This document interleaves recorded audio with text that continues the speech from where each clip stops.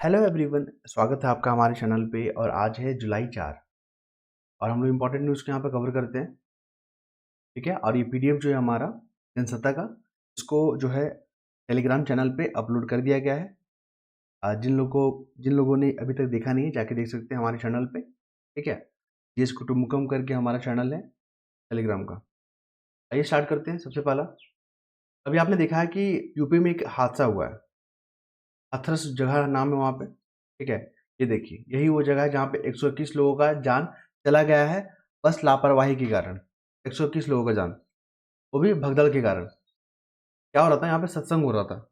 ठीक है, एक भोले बाबा करके जो यहाँ पे साधु थे, वहाँ पे सब आए थे श्रद्धालुगण, और उनका धूल लेने के लिए, ठीक है, उनके चरण का धूल लेने के लिए अफरा तफरी मच गया।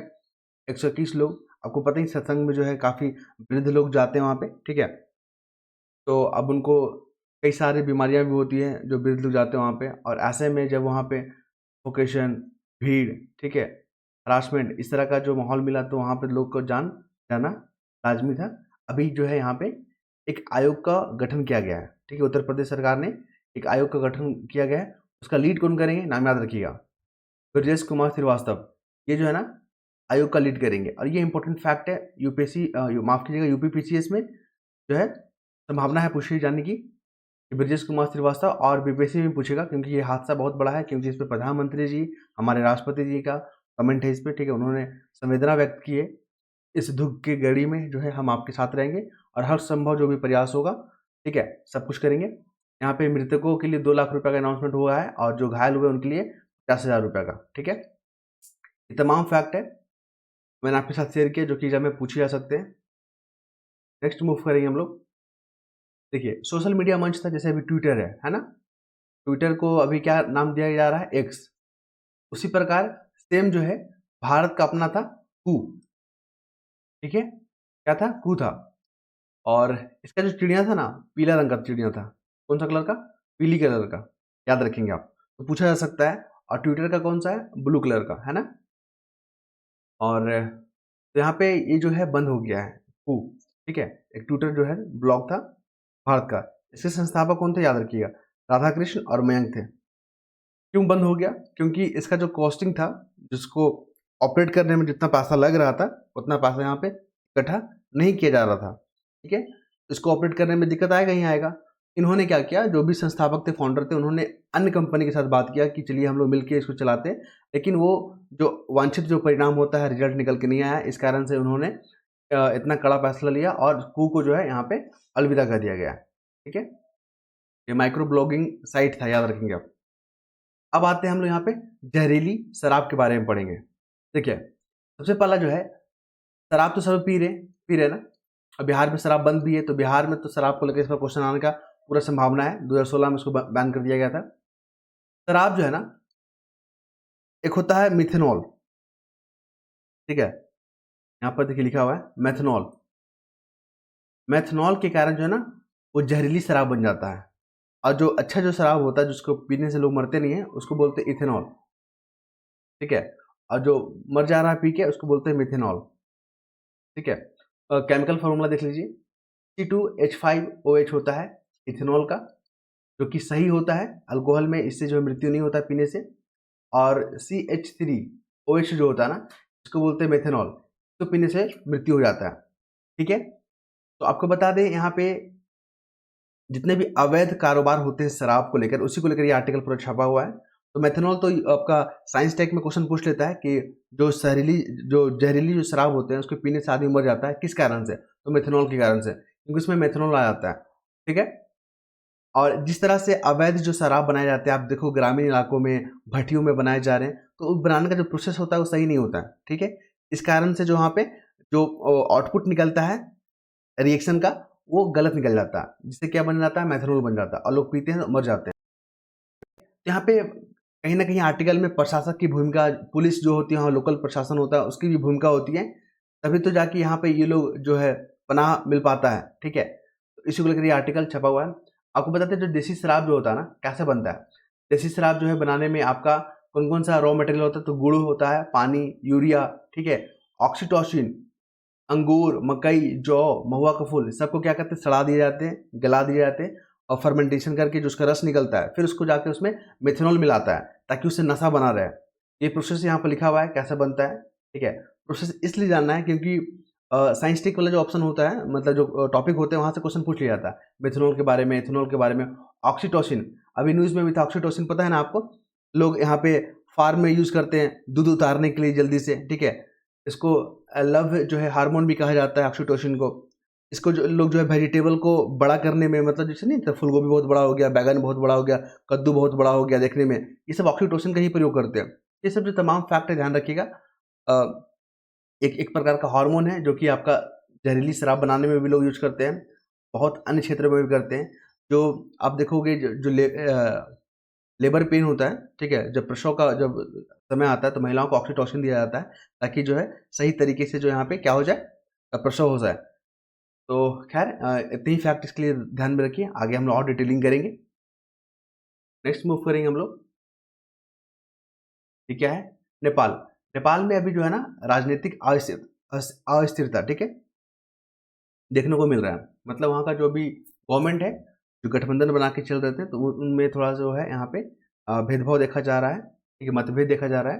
तो नेपाल को लेकर क्वेश्चन पूछता है, नेपाल जो है भारत के किन किन राज्यों के साथ सीमा साझा करता है, अपना बिहार, अपना यूपी, अपना सिक्किम और वेस्ट बंगाल अपना, और अपने एक और है उत्तराखंड हो गया ना, उत्तराखंड। ये 5 राज्यों का नाम याद रखिएगा, क्वेश्चन जो है पूछा गया है, सीधा पूछता है। तो बहुत जो रेगुलर पढ़ेंगे, रिवीजन करेंगे तो उनको ये सब पता रहता है, लेकिन जो कभी कभी पढ़ते हैं बीच में तो उनको कन्फ्यूजन कर जाता है, जिस कारण से आंसर या क्वेश्चन यहाँ गलत हो जाता है, ठीक है। चलिए नेक्स्ट मूव करेंगे हम लोग यहाँ पे, दागी नुमाइंदगी। कुल मिलाकर जो 18वीं जो लोकसभा है ना, यहाँ पे जितने भी एमपी चुन के आए ना, उसका लगभग 46%, देखिए यहाँ पे लिखा हुआ है 46 ना, हाँ 46% जो है ना, दागी।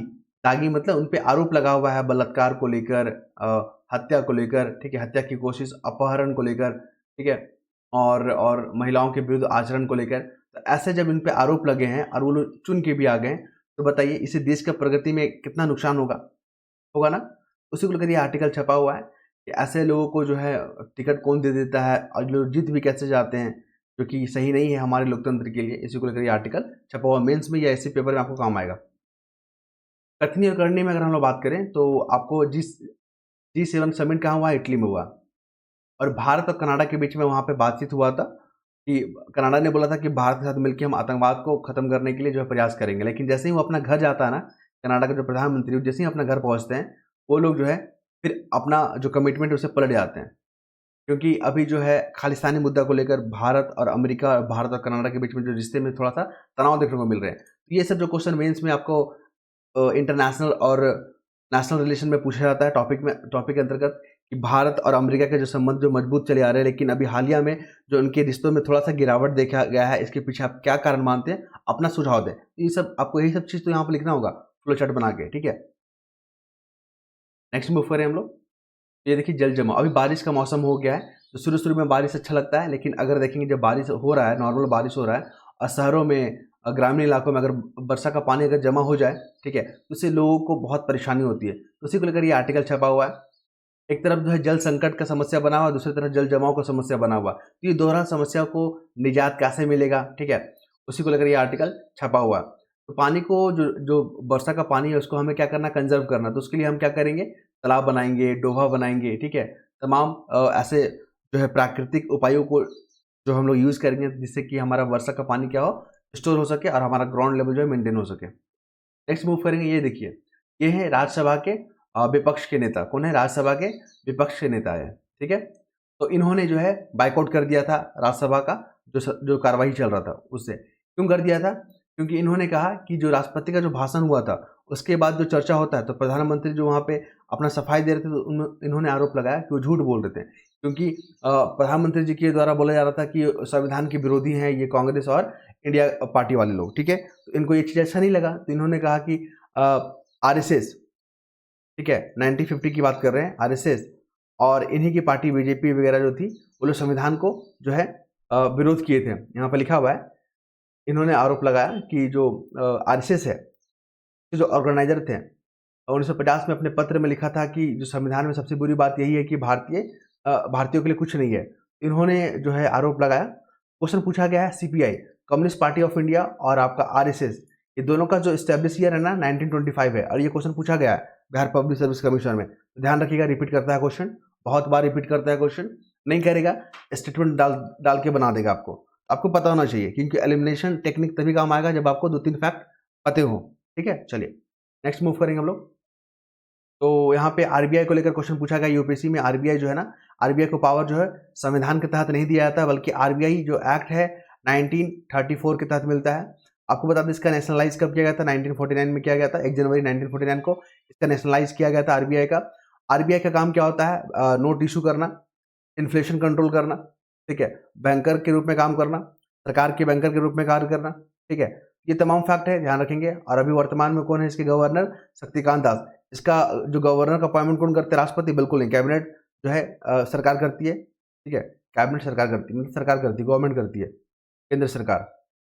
अभी जो हमारा इंडेक्स है, ठीक है, सूचकांक जो है 80,000 के जो आंकड़े को छुआ, ये ऐतिहासिक आंकड़ा है। क्वेश्चन यहाँ से नहीं पूछता, क्वेश्चन पूछेगा यहाँ से। देखिए, जैसे हमारा भारत में क्या है, पीएससी है, बॉम्बे स्टॉक एक्सचेंज है ना, इंडेक्स हमारा नेशनल स्टॉक एक्सचेंज है ना। उसी तरह जापान में क्या है, निक्की। हांगकांग में क्या है, हैंगसेंग।